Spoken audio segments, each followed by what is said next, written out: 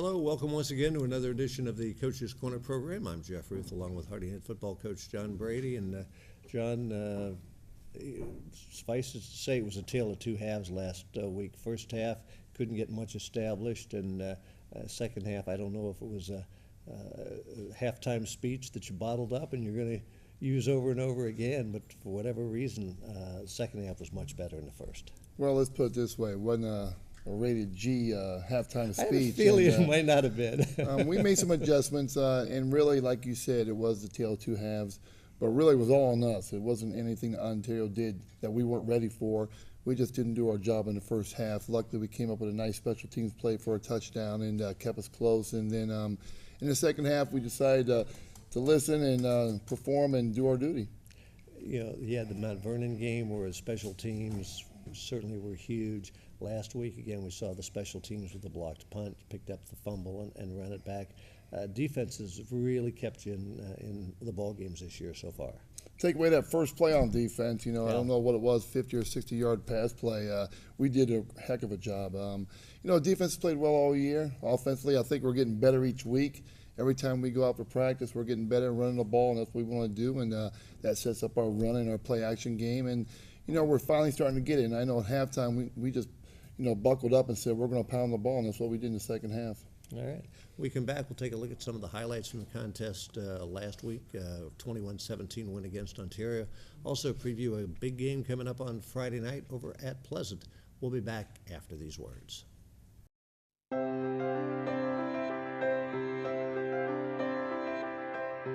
I love the club.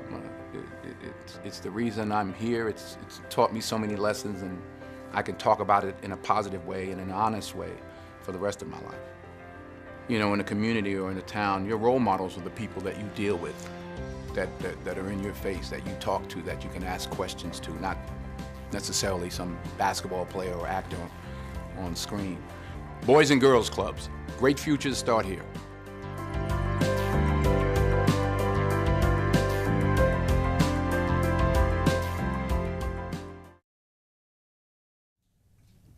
Once again, back on the Coach's Corner program, Harding 3-1, a big game coming up against Pleasant on Friday night last week. Coach talked a little bit about the halftime adjustments and just kind of getting after it a little bit. For whatever reason, that first half, you just really couldn't get anything established. Yeah, I should introduce you. Wessler is with me. Yeah, we couldn't really get anything going offensively. I talked to the kids at halftime. I think we'd only ran 15 or 16 plays, so I told them there's not a whole lot of adjustments to be made. We just have to go out there and execute, and luckily we got the O-line fired up, and we came out, we ran the ball. We had a great defensive play, scored a touchdown, so our defense has been great all year, but we got the offense going. I think we only had maybe 10 yards at halftime. We ended up with 150, so we had 140 in the second half, which is good for a half of football, but 150 for the whole game is not very good. They score on that very first play, that long pass, so you were behind the 8-ball really early in that game. Yeah, and it's tough. We've been struggling on offense. We're trying to change our identity a little bit. If you go back to last year, we were a passing team. Coming in this year, we knew we wanted to be a running team, but we thought that we could, spread people out, use our athletes, and that hasn't really worked. So it's been a little frustrating for the coaches, a little frustrating for the players because we're having to change things on the fly. But they've been great. They've been accepted. They've accepted it. We had some guys change positions, so we're starting to get it turned around. We got a long way to go, but luckily, our defense has played great to allow us to have this transition. So we're looking forward to Friday night. Talk a little bit about the players that you coach, as far as what positions you have. I'm the offensive coordinator, which is kind of bad to say the way the offense has been playing, but that's what. So I'll call it. Hey, you're call 3-1, the plays. Yeah, right? we're 3-1, so that's a good thing. I tell Coach Slater that all the time. I thank him for having his defense going, but and then I'm also the quarterback coach, so working with the quarterbacks. Yeah, new quarterback this year. Just kind of talk a little bit about that transition to Noah. Noah's our quarterback. He played quarterback in middle school, and then he came up to the varsity as a freshman and played defense. Last year he played defense and was a receiver for us. Played a little bit of quarterback in the Lima senior game and played good. Did a lot of good running things, which is why we thought we could use him to run the ball, which we've still been doing.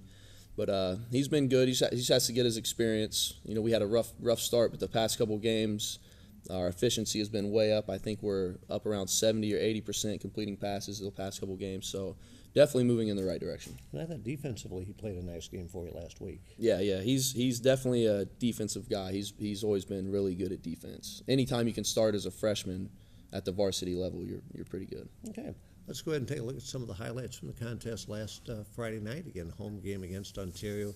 Another really nice crowd for you as well.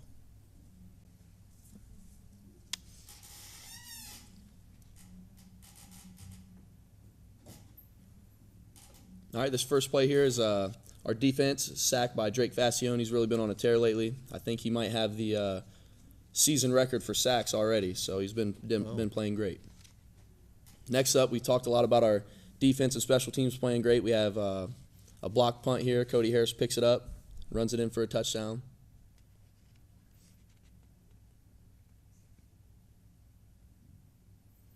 All right, again, another defensive highlight. We just talked about Noah Thompson playing great defense. Here he comes down, does a great job running the alley on this jet sweep, making the play.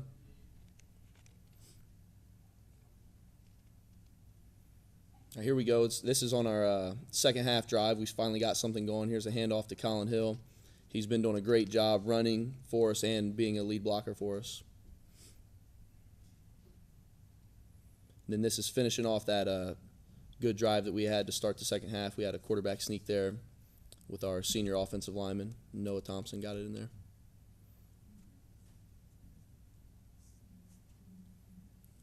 And here we have our extra point by Savion. He's played great. He actually had the game-winning extra point the week before, so he's been playing great. Great kicks. In fact, we're going to be hearing from him in just a bit. Yeah. Here we go, another play by Noah Thompson. He's great running the alley. All right, if you watch him on Friday nights, you'll notice that he's always up by the line of scrimmage. That's one of his things that he's best at. This play right here, I know it made Coach Slater proud. You have the DBs. You tell them all week to high point the ball. I'd love to see him catch it there, but he goes up and high points it. And then again, another great play by our defense. Quave Booker forces the fumble. Seth Tyler, one of our senior captains, picks it up, runs it in for a touchdown. That was the play of the game, certainly. Yep, it was a great play.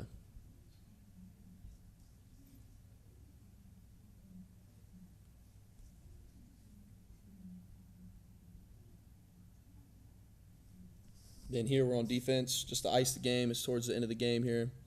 After we get that touchdown, and you see another great tackle by Noah Thompson coming up in coverage this time. It was all over the field last Friday night. That's why he was our player of the game. I thought Ontario, once they got behind, I thought they kind of panicked a little bit. I don't know if panic's the right word, but you kind of got them out of their rhythm, and they kind of got away from what they did earlier in the game. Well, we talked offensively about how we didn't make a lot of adjustments because we weren't really on the field a lot, which, on the other hand, our defense was on the field the whole first half, and they made a couple of great adjustments. They started pinching our defensive front, which really took the running game away that they were hurting us with and forced them to pass. So even though it was a close game, they really couldn't run the ball, so it forced them to pass. So it looked to the casual fan probably that they were panicking and just trying to throw the ball a lot, but that was a lot of credit to our defensive coaches, defensive players, stopping the run, forcing them to be one-dimensional. Yeah, and it's got to tell you a lot about your team now that you have 3 wins, all of them either come from behind. Well, technically the Newark game was a come from behind a win because Newark scored first. So that tells you something about your team. If you get down, they're not going to panic. Yeah, it's great as a coach to know that your kids are never going to quit. They're going to keep battling. You know, as an offensive guy, I would love to jump out on a team early and not have the game close, but the style of play that we have with our defense being that good, we're going to be a ground and pound team. We're going to have a lot of close games, and we just got to count on our kids to stay composed in those moments and make the plays they're supposed to make. Yeah, well, congratulations on the 3-1 start, and it's going to be a big one on Friday night. Good luck against the Spartans. Thanks. We'll come back. We have a couple of the players we're going to talk to, and we're going to do that right after these words.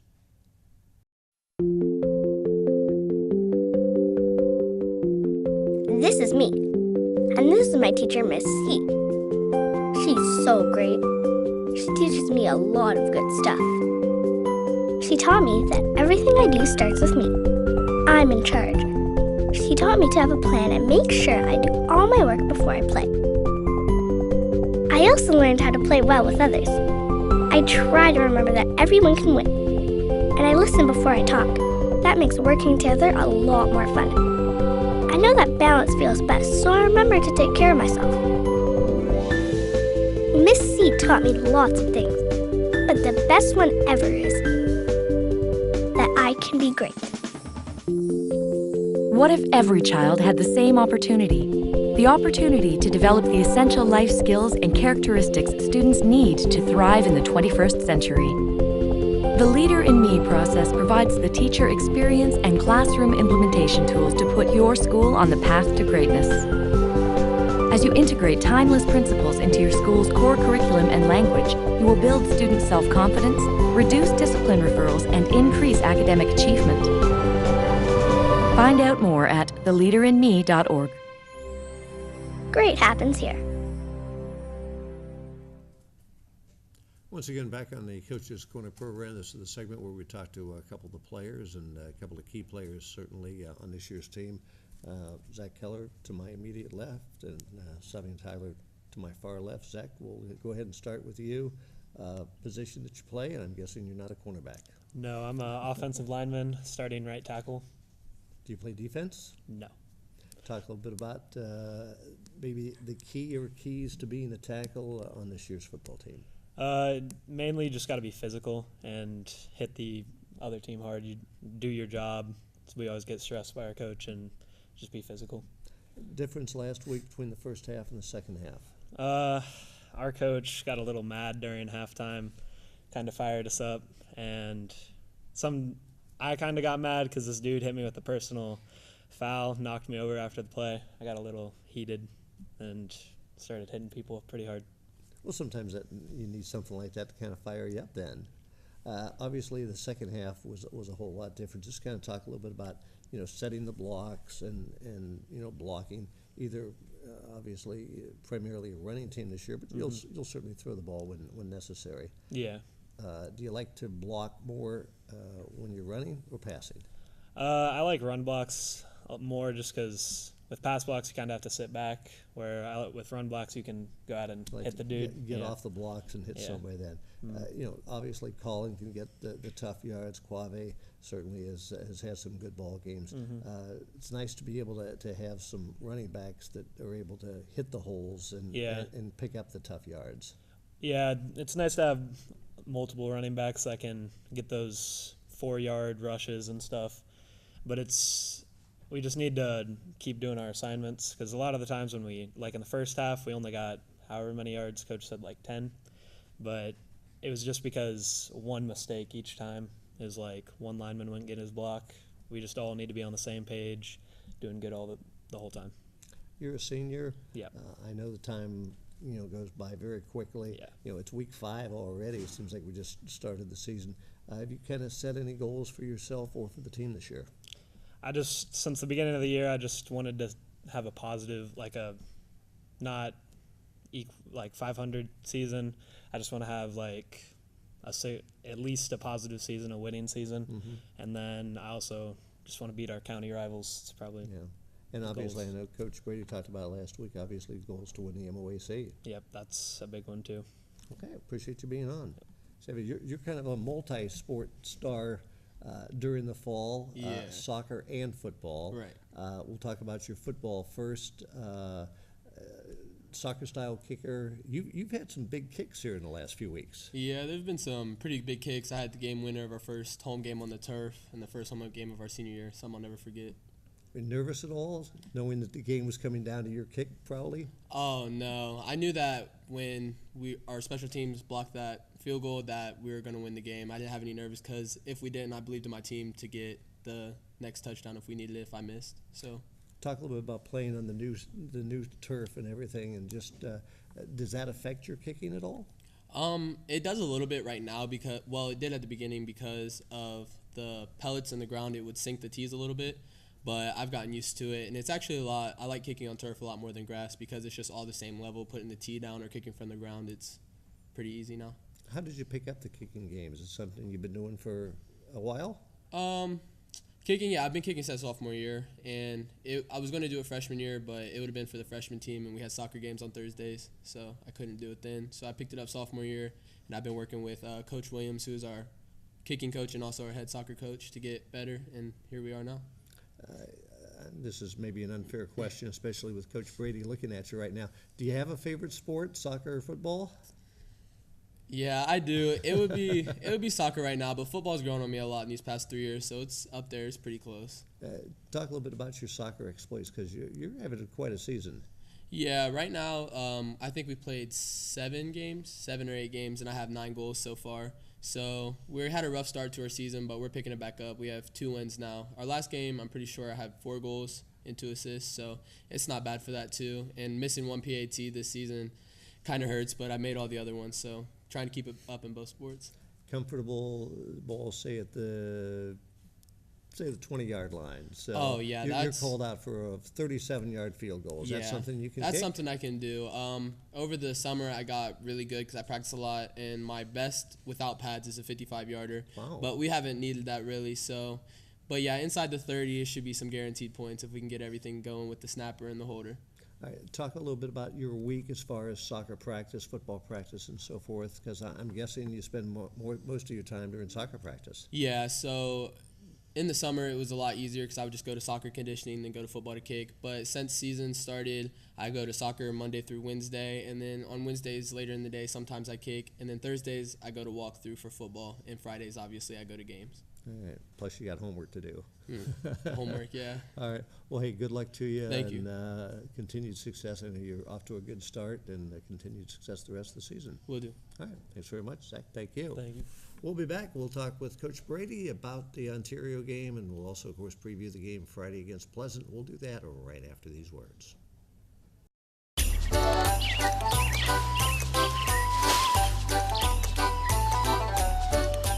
Hey, how you doing? Good. Haven't seen you around before. Are you new in the neighborhood? Yeah. Haven't you heard about the new state law on yard waste bags? No, I guess not. Well, if yard waste is set out by the curb for pickup, state law requires residents to use a compostable bag, like me, or a large paper bag, or a hauler-provided cart. Plastic bags like you are now banned from curbside pickup.